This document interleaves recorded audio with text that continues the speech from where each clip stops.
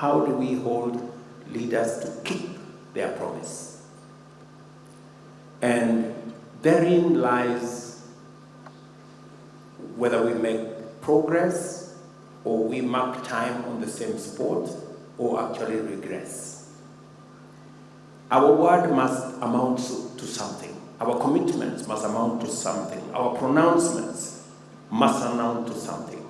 And for us to actualize our commitments and our statements and our pronouncements, it takes decisive action. Some of the actions that we have to take are not necessarily popular sometimes, if we have to get where we're going. They are not necessarily sometimes convenient, and they come with huge responsibility and huge cost.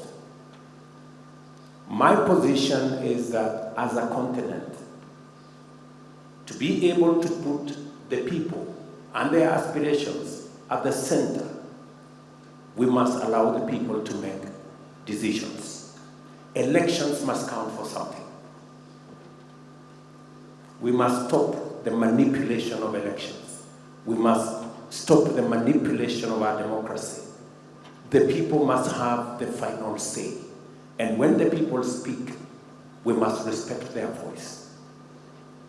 It is the only way we can hold leaders to account.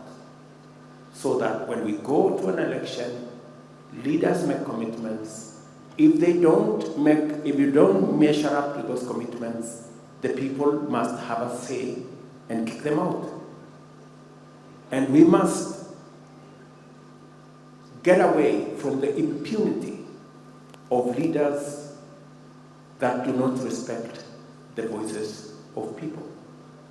We must not allow our continent to slide back into military dictatorships because we have failed to listen to the people.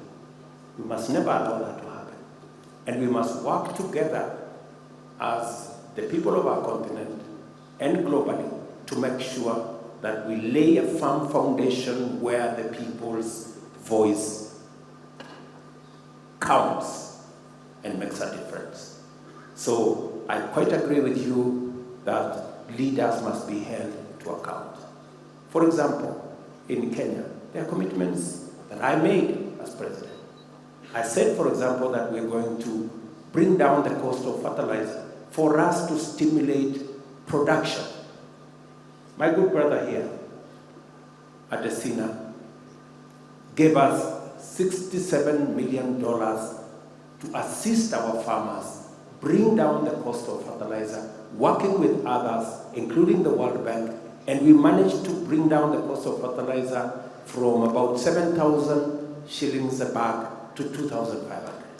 That's a commitment I made, and that's a commitment I have delivered, because I realize that that is a commitment I made to the people of Kenya. And it speaks to what is it? How do we hold leaders to account? And I agree with you, and I want to say without fear of any contradiction or equivocation that we must, as leaders, live up to our commitments, and we must respect the people's voice.